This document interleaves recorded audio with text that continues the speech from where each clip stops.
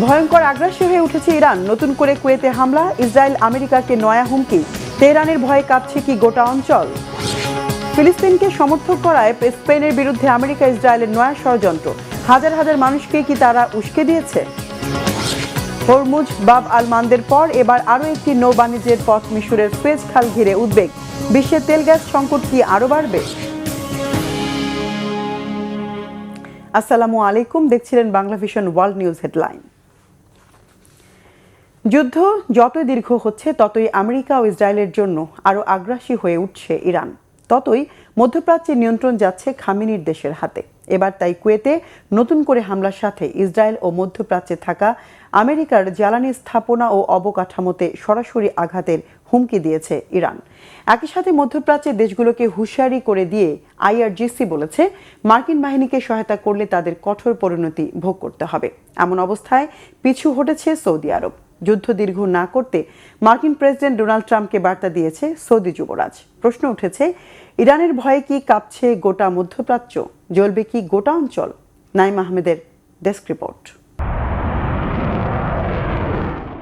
ইরানের ভয়ঙ্কর হামলায় নতুন করে জ্বলছে কুয়েত। নতুন করে শঙ্কা দেখা দিয়েছে গোটা মধ্যপ্রাচ্যে সংঘাতে ভয়াবহ আগুন ছড়িয়ে পড়ার। এরই মধ্যে ইসরায়েলের অবকাঠামো ও মধ্যপ্রাচ্যের মার্কিন সব জ্বালানি স্থাপনা গুঁড়িয়ে দেওয়ার হুমকি দিয়েছে ইরান। খামেনির দেশ সাফ জানিয়ে দিয়েছে, যুদ্ধের নমনীয়তা দেখাবে না তেহরান। বিশ্লেষকরা বলছেন, যতই সময় যাচ্ছে ততই আরও শক্তিশালী আর আগ্রাসী হয়ে উঠছে ইরান। পরিবর্তন এনেছে নিজেদের সামরিক কৌশলেও। এতদিন আমেরিকা হামলা চালালে তারপর এর জবাব দিত, তবে এখন ইরানই মধ্যপ্রাচ্যে থাকা আমেরিকার স্থাপনাগুলোকে আগে টার্গেটে পরিণত করছে। দুদিন ধরে মার্কিন বাহিনী হামলা বন্ধ রাখলেও কুয়েতে হামলা অব্যাহত রেখেছে আইআরজিসি। এর মধ্যে আইআরজিসির শীর্ষ সামরিক commander major general Ali Abdullahi হুঁশিয়ার দিয়ে বলেন, আমেরিকাকে আশ্রয় বা কোনো দেশ মার্কিন বাহিনীকে সহায়তা করলে যুদ্ধের আগুনে পুড়তে হবে তাদের। আর এমন হুমকির পরেই নতুন করে ইরানে হামলা ও এই যুদ্ধ দীর্ঘ না করার পক্ষে আমেরিকার মিত্র সৌদি আরব। মার্কিন সংবাদ মাধ্যম সিএনএনের এক প্রতিবেদনে দাবি করা হয়েছে, নতুন করে ইরানে হামলা বা সংঘাত বন্ধ করতে জোর তৎপরতা চালাচ্ছে সৌদি আরবের মতো মিত্র দেশ। প্রতিবেদনে বলা হয়েছে, সৌদি আরবের প্রতিরক্ষামন্ত্রী খালেদ বিন সালমান ওয়াশিংটনে অঘোষিত সফর করেন। তিনি সৌদি যুবরাজের পক্ষ থেকে প্রেসিডেন্ট ডোনাল্ড ট্রাম্প ও ভাইস প্রেসিডেন্ট জেরি ভ্যান্স উভয়কেই জানিয়েছেন যে সৌদি আরব ইরান যুদ্ধের তীব্রতা কমাতে চায় এবং এই সংঘাত দীর্ঘায়িত হলে বড় ধরনের ঝুঁকির কথাও বলেন। আঞ্চলিক দেশগুলো দীর্ঘমেয়াদী যুদ্ধে জড়িয়ে গেলে জ্বালানি ও অর্থনৈতিক ক্ষতির পাশাপাশি বেসামরিক স্থাপনার ক্ষতির কথা বিবেচনায় নিয়ে যুদ্ধের পরিবর্তে আলোচনা চাইছে সৌদি প্রশাসন। ইরানের প্রতিশোধের আগুনে শুধু মধ্যপ্রাচ্যই পুড়ছে না, এবার আমেরিকার ভূখণ্ডে সাইবার হামলা চালিয়ে নিজেদের প্রযুক্তিগত দক্ষতা ও সক্ষমতার পরিচয় দিল ইরানের হ্যাকাররা। একযোগে আমেরিকার 60টি অঙ্গরাজ্যের পানি শোধনাগারে সাইবার হামলা চালিয়েছে হ্যাকাররা। সাইবার হামলার মাধ্যমে ইন্টারনেট সংযুক্ত কন্ট্রোল ডিভাইস বা পিএলসির আইপি ও পাসওয়ার্ড পরিবর্তন করে পানি সরবরাহে বিঘ্ন ঘটায় তারা। প্রশ্ন উঠেছে, এত উন্নত প্রযুক্তির আমেরিকায় কিভাবে হামলা চালালো ইরান? এই ঘটনায় বিদেশি কোনো শক্তি বা ইরানের হাত আছে কিনা তা খতিয়ে দেখছে মার্কিন গোয়েন্দা সংস্থাগুলো। তবে লজ্জার মুখ থেকে বাঁচতে সবচেয়ে ক্ষমতাধর প্রেসিডেন্ট ডোনাল্ড ট্রাম্পের দাবি, যুক্তরাষ্ট্রের মাটিতে সাইবার হামলার দায় ইরানের নয়, বরং স্থানীয় প্রশাসনের। আমি শুনেছি মিনেসোটায় 30টি পানি শোধনাগারে সাইবার হামলা হয়েছে এবং এর জন্য ইরানকে দায়ী করা হয়েছে। আমি তা মনে করি না। আমার মতে এর জন্য মিনেসোটাই দায়ী, কারণ তারা চরম অযোগ্য। আমি এর জন্য মিনেসোটা ও সেখানকার দুর্নীতিগ্রস্ত গভর্নরকে দায়ী করব। তবে এ বিষয়ে কোনো মন্তব্য করেনি Iran. Naim Ahmed, Bangla Vision news desk. শুধু ইরান ও ফিলিস্তিন নয়, এবার গাজাবাসীকে সমর্থন দেওয়ায় ইউরোপের দেশ স্পেনের বিরুদ্ধে ষড়যন্ত্র শুরু করেছে আমেরিকা, ইসরায়েল ও মরক্কো। সম্প্রতি মরক্কো থেকে হাজার হাজার মানুষের স্পেনের ভূখণ্ডে ঢুকে পড়া কেবল শুধু সুন্দর ভবিষ্যতের আশায় ঘর ছাড়া নয়, বরং তাদের ভিটেমাটি ছাড়তে বাধ্য করা ছিল আমেরিকা ইসরায়েলের ষড়যন্ত্রের অংশ। ফিলিস্তিনি সমর্থক স্পেনকে বেকায়দায় ফেলতে মরক্কোকে অধিবাসীদের তাড়াতে উস্কানি দেয় আমেরিকা ও ইসরায়েল, এমন দাবি বিশ্লেষকদের। তারা বলছে, বরাবরের মতোই বর্বর নেতানিয়াহু ট্রাম্পের ষড়যন্ত্রে জীবন হারিয়েছে বহু মানুষ। ফিলিস্তিন ইরানের পর আমেরিকা ইসরায়েলের নয়া টার্গেট কি স্পেন? কি বলছে ঘরছাড়া অভিবাসীরা? হাফিজুল ইসলামের ডেস্ক রিপোর্ট। একটু ভালো থাকা, পরিবারের মুখে হাসি ফোটানো আর সন্তানের সুন্দর ভবিষ্যৎ দেওয়ার স্বপ্ন নিয়ে মানুষ নিজের মাতৃভূমি ছাড়ে। বাংলাদেশ থেকে আফ্রিকা, মেক্সিকো থেকে রাশিয়া, বিশ্বের বিভিন্ন প্রান্ত থেকে ভাগ্য অন্বেষণকারী মানুষ পাড়ি জমায় ইউরোপ কিংবা আমেরিকায়। অভিবাসন প্রত্যাশীদের বড় একটি অংশই অবৈধভাবে যাত্রা করে অনিশ্চিত জীবনের পথে। মরক্কোর সীমান্তবর্তী অঞ্চলে সম্প্রতি দেখা গেছে সেই পুরনো হাহাকারের চিত্র। অনেকের কাছে এই এলাকা স্বপ্নের মহাদেশ, ইউরোপে পা রাখা প্রথম সিঁড়ি। সাঁতরে সমুদ্র পার হয়ে কিংবা কাঁটাতারের বেড়া টপকে স্পেনে ঢুকতে জীবন বাজি রাখে হাজার হাজার মানুষ। কিন্তু এমন অভিবাসনের পথ কখনোই সহজ হয় না। মরক্কো সীমান্তের খুব নিকটবর্তী অঞ্চল স্পেনের সেউতা ও মেলিলা শহর দুটি আফ্রিকা মহাদেশের সাথে ইউরোপীয় ইউনিয়নের একমাত্র স্থল সীমান্ত। সে কারণে এখানে ভিড় জমায় অনেকে। সম্প্রতি স্পেনে প্রবেশের জন্য অভিবাসীদের স্রোত চমকে দিয়েছে গোটা বিশ্বকে। মরক্কো থেকে স্পেনে ঢুকতে গিয়ে সাগরে ডুবে প্রাণ হারিয়েছেন বহু অভিবাসন প্রত্যাশী। সীমান্তরক্ষীদের লাঠিচার্জ, টিয়ার গ্যাস আর তীব্র ক্ষুধার মুখে পড়ে ধূলিসাৎ হয়ে গেছে হাজারো মানুষের রঙিন স্বপ্ন। এখানে একটা ভালো ভবিষ্যতের আশায় এসেছি। আমি রেস্তোরাঁয় ওয়েট্রেস হিসেবে কাজ করি, কিন্তু যে বেতন পাই তা দিয়ে চলে না। আমাকে বাবা মায়ের দেখাশোনা করতে হয়। আমার একটা মেয়েও আছে, তাই আমাকে আরো ভালো সুযোগ খুঁজতেই হবে। আল্লাহ আমাদের সহায় হন। উন্নত জীবনের মোহে সমুদ্র ও স্থলপথে সম্প্রতি স্পেনের ভূখণ্ডে ঢোকার আপ্রাণ চেষ্টা চালিয়েছেন প্রায় 50,000 মানুষ। তবে সরকারের কড়া পদক্ষেপ ও সীমান্তের কঠিন বাস্তবতার মুখে পড়ে সেই চেষ্টা ব্যর্থ হয়ে যায়। ফলে জীবন বাঁচাতে এবং বাধ্য হয়ে অধিকাংশ মানুষকেই উল্টো পথে নিজের দেশে ফিরে যেতে হয়েছে। সব তরুণদের মতো আমিও একটা সুযোগ আর একটা সুন্দর ভবিষ্যতের খোঁজে কাসাব্লাঙ্কা থেকে এসেছি। আমি এখানেই থাকতে চাই। স্পেন আর পুরো ইউরোপকে দেখতে ও জানতে চাই। সমাজ জীবন আর কাজের জায়গায় নিজেকে সক্রিয় এক কর্মী হিসেবে গড়ে তুলতে চাই। ইউরোপীয় ইউনিয়নের দেশ হিসেবে অবৈধ অভিবাসন প্রত্যাশীদের জন্য স্পেন একটি লোভনীয় গন্তব্য। মরক্কো থেকে যাতায়াত তুলনামূলক কম ঝুঁকিপূর্ণ হওয়ায় এই পথ পাড়ি দেওয়ার প্রবণতা বেশ নিয়মিত। তবে মরক্কো স্পেন সীমান্তের হৃদয় বিদারক বাস্তবতা চোখে আঙুল দিয়ে দেখিয়ে দিল অবৈধ পথে বিদেশে পাড়ি দেওয়ার স্বপ্ন পূরণে কতটা চড়া মূল্য দিতে হয়। হাফিজুল ইসলাম, বাংলা ভিশন। ইরান যুদ্ধ যত দীর্ঘ হচ্ছে ততই অস্থির হয়ে উঠছে বিশ্বের জ্বালানি বাজার। হরমুজ বাব আল মান্দের পর এবার উদ্বেগের কেন্দ্রে উঠে এসেছে মিশরের সুয়েজ খাল ও সুমেত পাইপলাইন। সম্প্রতি মিশরের একটি বন্দরে ইরানের ড্রোন হামলায় মার্কিন দুটি গ্যাসবাহী ট্যাঙ্কার ক্ষতিগ্রস্ত হওয়ার পর নতুন করে আতঙ্ক ছড়িয়ে পড়েছে।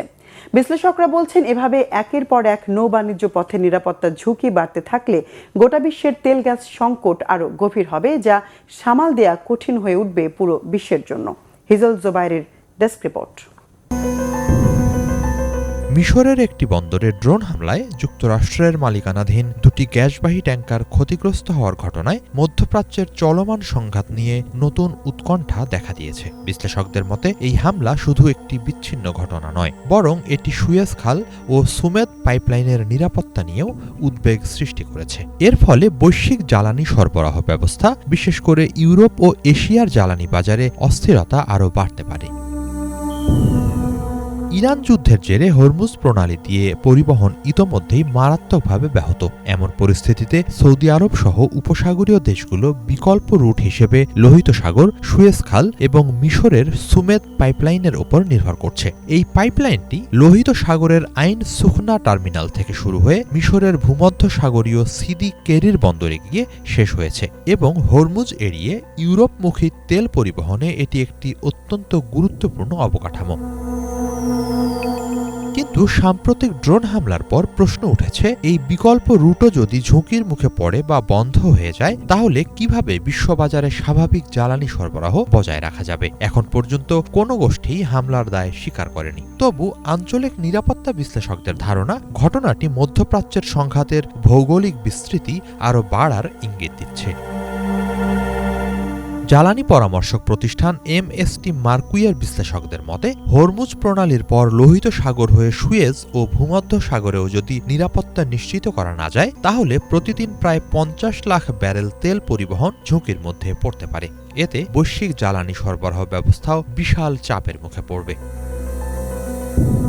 ইরান যুদ্ধ দীর্ঘ হতে থাকায় এরই মাঝে ইয়েমেনের হুতি বিদ্রোহীরা লোহিত সাগরের প্রবেশমুখ বাব আল মান্দেব প্রণালী দিয়ে চলাচলকারী জাহাজকে লক্ষ্য করে হামলা ও হুমকি অব্যাহত রেখেছে। এর ফলে অনেক ট্যাঙ্কার দক্ষিণমুখী রুট এড়িয়ে উত্তর দিকে সুয়েজ ও সুমেদ ব্যবস্থার উপর নির্ভর করতে শুরু করেছে। এরই মাঝে মিশরে হামলার ঘটনায় ওই বিকল্প রুট নিয়েও দেখা দিয়েছে ঘোর অনিশ্চয়তা।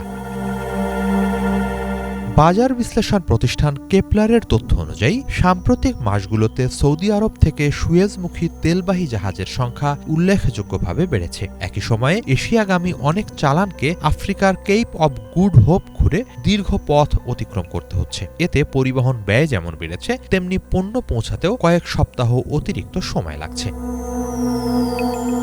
অবশ্য বিশ্লেষকরা বলছেন সুয়েজ খাল এখনই সরাসরি হামলার মুখে পড়েছে এমন সিদ্ধান্তে পৌঁছানোর সময় এখনো আসেনি। তবে খালের আশপাশের এলাকায় নিরাপত্তা ঝুঁকি বাড়লে যুদ্ধ ঝুঁকির বীমা উল্লেখযোগ্যভাবে বৃদ্ধি পাবে। এতে জাহাজ পরিচালনাকারী প্রতিষ্ঠানগুলোর ব্যয় আরও বাড়বে এবং শেষ পর্যন্ত এর প্রভাব পড়বে আন্তর্জাতিক জ্বালানির দামে। সবচেয়ে বড় আশঙ্কার কথা এই যে ইরান এরই মাঝে সতর্ক করে দিয়েছে যুক্তরাষ্ট্র যদি ইরানি ট্যাঙ্কার অবরুদ্ধ করে রাখে তবে মধ্যপ্রাচ্য থেকে কোনো জ্বালানি রপ্তানি হতে দেওয়া হবে না। একই সাথে ইরানি মিত্র হুতিরা এরই মধ্যে দেখিয়েছে তাদের ড্রোন ও রকেটের পাল্লার মধ্যে সুয়েজ খালও রয়েছে। সব মিলিয়ে এ অঞ্চলের নিরাপত্তা নিয়ে নতুন করে হিসাব নিকাশ শুরু হয়েছে। বিশেষজ্ঞদের অভিমত হরমুজ, বাব আল মান্দেব এবং সুয়েজ এই তিনটি কৌশলগত সামুদ্রিক করিডোরের যে কোনো একটিতে অস্থিরতা দেখা দিলেই কেবল মধ্যপ্রাচ্য নয় এশিয়া, ইউরোপ সহ বৈশ্বিক জ্বালানি বাজারের উপর ব্যাপক প্রভাব পড়বে। সেক্ষেত্রে একই সাথে তিনটি করিডোর অস্থিতিশীল হলে সেই চাপ সামলানো খুবই কঠিন হয়ে উঠবে। হিজাল জুবায়ের, বাংলা ভিশন। ফিলিস্তিনের স্বাধীনতাকামী সশস্ত্র গোষ্ঠী হামাস অস্ত্র সমর্পণে রাজি হলেও শর্ত অনুযায়ী ইসরায়েল কি গাজা ভূখণ্ড থেকে সেনা প্রত্যাহার করে নিবে? এমন প্রশ্ন আর সন্দেহ দেখা দিয়েছে ইসরায়েলের কট্টর ডানপন্থী জাতীয় নিরাপত্তা বিষয়ক মন্ত্রী ইতামার বেন গভির নয়া চুক্তিকে অগ্রহণযোগ্য বলে আখ্যা দেওয়ার পর। চুক্তি অনুযায়ী হামাস অস্ত্র জমা দেওয়ার বিপরীতে ইসরায়েলকে গাজা থেকে সেনা সরিয়ে নেওয়ার পাশাপাশি ভূখণ্ডটি প্রশাসনিক ক্ষমতা ফিলিস্তিনি প্রশাসনের কাছে ছেড়ে দিতে হবে। তবে গাজা থেকে পুরোপুরি সেনা সরিয়ে নেওয়াটা ইসরায়েলের প্রধানমন্ত্রী বেনিয়ামিন নেতানিয়াহুর জন্য সহজ সিদ্ধান্ত হবে না বলে মনে করছেন বিশ্লেষকরা। শহীদ আরাফাতের ডেস্ক রিপোর্ট। ফিলিস্তিনের গাজা থেকে সেনা প্রত্যাহার করবে ইসরায়েলি সরকার, এমনকি ফিলিস্তিনি কর্তৃপক্ষের কাছে ক্ষমতা হস্তান্তর করবে ইসরায়েল। অবশ্য এই দুটি শর্তের বিনিময়ে ফিলিস্তিনের স্বাধীনতাকামী সংগঠন হামাসকে অস্ত্র সমর্পণ করতে হবে। গাজার বোর্ড অব পিসের নতুন চুক্তিতে এমনই এক রূপরেখা রয়েছে। তবে ফিলিস্তিনের পশ্চিম তীরের পাশাপাশি গাজায় নতুন করে ধ্বংসযজ্ঞ চালাচ্ছে ইসরায়েলি বাহিনী। ইসরায়েলি সরকার এ বিষয়ে আনুষ্ঠানিক কোনো বিবৃতি না দিলেও দেশটির কর্মকর্তারা সেনা প্রত্যাহারের ব্যাপারে বিরোধিতা করছে। আর এতেই প্রশ্ন উঠেছে, আদৌ কি গাজা থেকে সেনা প্রত্যাহার করবে ইসরায়েল? ইসরায়েল এই চুক্তিতে খুবই সন্তুষ্ট। মার্কিন প্রেসিডেন্ট ডোনাল্ড ট্রাম্পের এমন দাবির পর চুক্তিটি অগ্রহণযোগ্য বলে আখ্যা দিয়েছেন ইসরায়েলের কট্টর ডানপন্থী জাতীয় নিরাপত্তা বিষয়ক মন্ত্রী ইতামার বেন গভির। তিনি গাজায় সামরিক অভিযান অব্যাহত রাখা এবং ফিলিস্তিনিদের এলাকা ছাড়তে উৎসাহিত করার পক্ষে মত দেন। এছাড়া এক জ্যেষ্ঠ ইসরায়েলি কর্মকর্তা জানিয়েছেন, হামাসের প্রকৃত কার্যকর নিরস্ত্রীকরণ ছাড়া গাজা থেকে ইসরায়েলি বাহিনীর পিছু হটার কোনো সুযোগ নেই। হামাস অবশ্য জানিয়েছে, নিরস্ত্রীকরণ চুক্তি বাস্তবায়নের প্রথম ধাপ হলো ফিলিস্তিনি হত্যা বন্ধ করার ব্যাপারে ইসরায়েলের অঙ্গীকার। এমনকি গাজা থেকে ইসরায়েলি বাহিনীর পূর্ণ প্রত্যাহার এবং দ্রুত পুনর্গঠন কাজ শুরু না হলে ভারী অস্ত্র জমা দেওয়ার প্রশ্ন আসে না বলে স্পষ্ট জানিয়েছে হামাস। পশ্চিম তীর এবং গাজায় হত্যাযজ্ঞ অব্যাহত রেখে চুক্তির বাস্তবায়ন এরই মধ্যে জটিল করে ফেলেছে ইসরায়েল। এক জরিপ অনুযায়ী ইসরায়েলিদের বড় অংশ গাজা থেকে সেনা প্রত্যাহার বা পুনর্নির্মাণের পদক্ষেপকে নেতিবাচক দৃষ্টিতে দেখছে। সামনে আছে দেশটির জাতীয় নির্বাচন, আর এতেই নিজের রাজনৈতিক ভবিষ্যৎ রক্ষা করতে প্রধানমন্ত্রী বেনিয়ামিন নেতানিয়াহু চরম চাপে রয়েছেন। দুর্নীতি মামলায় জড়িয়ে থাকা নেতানিয়াহুর বড় লক্ষ্য নির্বাচনের আগে তার কট্টরপন্থী জোটসঙ্গীদের ধরে রাখা। বিশ্লেষকদের মতে নেতানিয়াহু একদিকে মার্কিন যুক্তরাষ্ট্রের প্রেসিডেন্ট ট্রাম্পকে ক্ষুব্ধ করতে চান না, অন্যদিকে নিজ দেশের ডানপন্থী ভোটার ও জোটসঙ্গীদেরও ক্ষুব্ধ করতে চান না। ফলে তিনি হয়তো বড় ধরনের সেনা না সরিয়ে আংশিক বা প্রতীকী কিছু পদক্ষেপ দেখাতে পারেন। সেই বাস্তবায়ন নিয়েও অনেক বিশ্লেষক সংশয় প্রকাশ করেছেন। ফলে গাজা থেকে ইসরায়েলি সেনা প্রত্যাহারের বাস্তবতা নিয়ে গভীর অনিশ্চয়তা রয়ে গেছে। Shahid Arafat, Bangla Vision, news desk. ইউক্রেনের কিয়েভ সহ আশপাশের শহরে রুশ মিসাইল হামলায় অন্তত 9 জন নিহত হয়েছে। ওই হামলায় একটা ভবন আংশিকভাবে ধসে পড়ায় ভেতরে আটকা পড়েছে বেশ কয়েকজন। শনিবারের ভোরে বিস্ফোরণের শব্দে কেঁপে ওঠে কিয়েভ শহরের অন্তত 12টি স্থান। কিয়েভের মেয়র ভিতালি ক্লিচোর দাবি, এতে বেশ কয়েকটি আবাসিক ভবন ও গুদামে আগুন ধরে যায়। হতাহতের মধ্যে 5 জনকে স্থানীয় হাসপাতালে ভর্তি করা হয়েছে। সাম্প্রতিক সময়ে ইউক্রেন ও রাশিয়ার মধ্যে পাল্টাপাল্টি হামলা বেড়েছে। ইউক্রেন কর্তৃপক্ষের দাবি, আধুনিক প্রতিরক্ষা ব্যবস্থা না থাকায় রাশিয়ার মিসাইল ভূপাতিত করতে বেগ পেতে হচ্ছে তাদের। বিরল পূর্ণ সূর্যগ্রহণের সাক্ষী হতে যাচ্ছে সৌদি আরব। রবিবার বিকেলে দেশটিতে দেখা যাবে 6 মিনিটের দীর্ঘ সূর্যগ্রহণ। 75 বছরেরও বেশি সময় পর বিরল এই মহাজাগতিক দৃশ্যের সাক্ষী হতে যাচ্ছে সৌদি। পূর্ণগ্রহণ 6 মিনিট হলেও পুরো গ্রহণ প্রক্রিয়া চলবে টানা 3 ঘন্টা। সৌদি আরবের বিভিন্ন অঞ্চল থেকেই সূর্যগ্রহণ দেখা যাবে। তবে মহাজাগতিক এই দৃশ্য উপভোগ করতে নিতে হবে বিশেষ সুরক্ষা ব্যবস্থা। গ্রহণের সময় সরাসরি সূর্যের দিকে তাকানো যাবে না, এতে চোখের স্থায়ী ক্ষতি হতে পারে।